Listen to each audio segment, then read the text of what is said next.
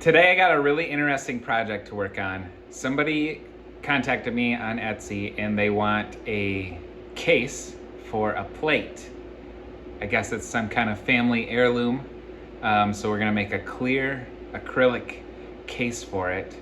I have to cut some 1/2 inch acrylic for the base, and we're gonna do 3/16 acrylic on the outside. So that's gonna be kind of a fun, interesting thing to do. I've never heated and bent acrylic in that perfect of a circle. And then we're gonna glue a piece of 3/16 or 1/4 inch maybe on the face. And then I got a little animation here, I'll show you. So the lid is just gonna kind of go over the 1/2 inch piece, and then we're gonna put some gold screws on the side. They'll be able to take that apart, put their family heirloom plate in there, put it back together. So let's do this. So I have to cut the acrylic for the back. So I have a 13-inch circle ready to cut in Carbide Create on the Shapeoko Pro. I'm gonna cut this really slow and just take a little bit at a time because I want the edge to be perfect. Sometimes I get a little wave in the side when I only do like 2 or 3 passes. And then I'm probably gonna do like a flame polish on the edge too, just to get it to be just, you know. So I have the side to do yet for this circle thing, so I'm gonna cut it on the Glowforge here. I'm doing the pass-through feature because the piece that I want is 22, I believe, 22 inches long by 2, maybe 3 inches high.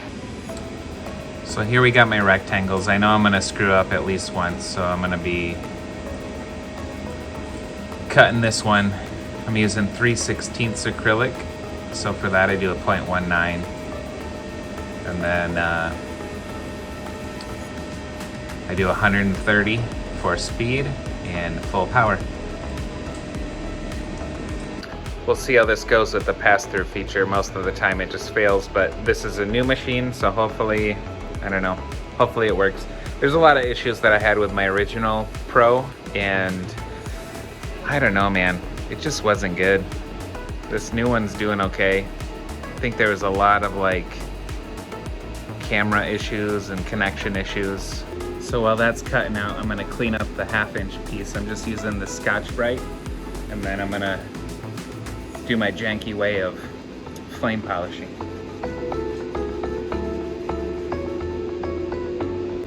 So I have the piece on a little mason jar here, so I can spin it.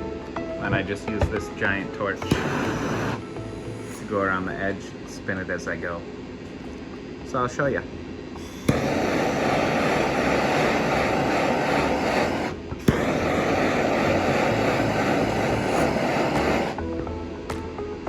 I'm sure there's something about, I don't know, burning acrylic fumes and stuff, but I don't do this very often. Most of these pieces are used for cake bases. A lot of people have been buying like a 7-inch or a 10-inch for a cake base. So I've been just flame polishing it because it gives it a nicer look than just the regular cut edge.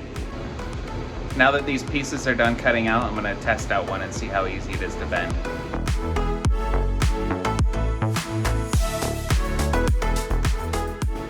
I'm glad I cut more than one because this kinda didn't work out. I think I'm heating it up a little bit too much. Acrylic is already bendy, but I just need it to kind of just sag a little bit. I think I might, I don't know, get like a barrel or something to kind of droop it over. It's the same diameter. Actually, I have a circle for that.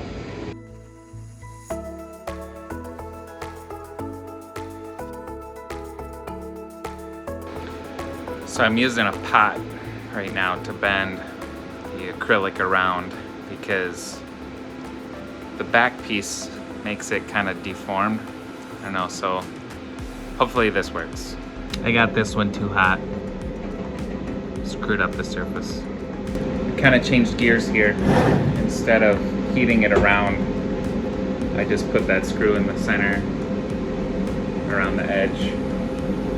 Kind of bent it, screwed it, and I heated it up afterwards just to kind of like let it set, because I'm going to glue that face on here hopefully that will keep it together.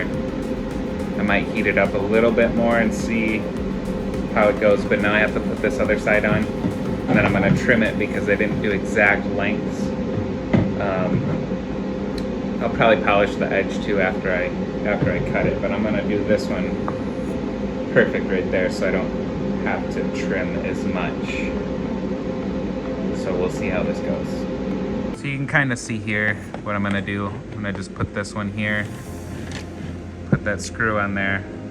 Obviously they know that they're going to have a seam. I put that in the drawing. I'm going to bend it around. I'm going to cut it right there.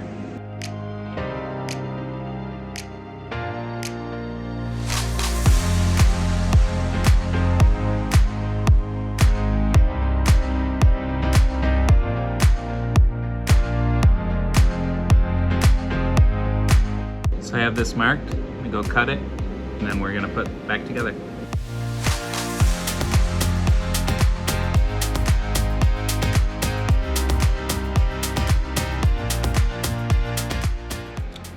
All right, now we're gonna cut the face. It's 13 1/4, so it's a little bit bigger than the outside.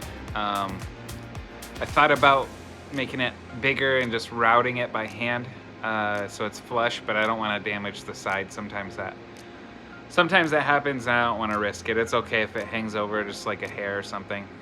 And obviously I get to use the pass-through feature again with the Glowforge because 13 inches is too big. So if you've never used the pass-through feature on your Glowforge, which I'm sure you have if you have a Glowforge Pro, it's pretty simple, pretty self-explanatory. If you're cutting through something that's clear and you don't have paper or masking on it, I would put a piece of tape on there just so the camera knows, where it is. It's just a little easier for the camera to find. So here I got a bunch of random shapes, and this is my 13 1/4 inch circle.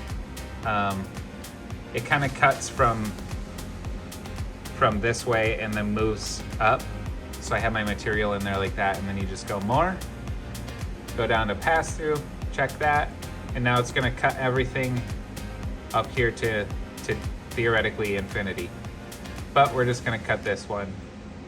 Use a medium acrylic, proof grade cut. Ready.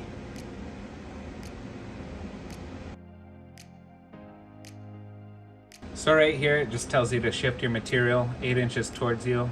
So it's about 3 inches away from this edge.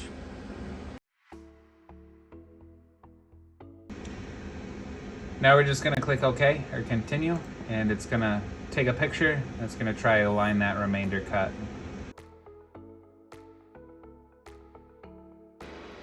When things are going really well, and you're like, this is too good to be true. This is one of those situations.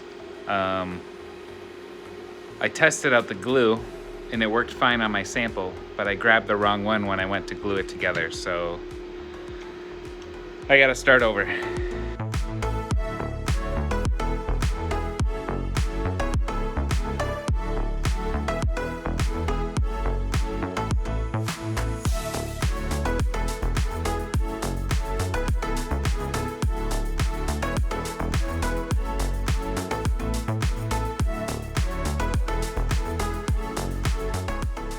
Can't believe I'm finally finished with this thing.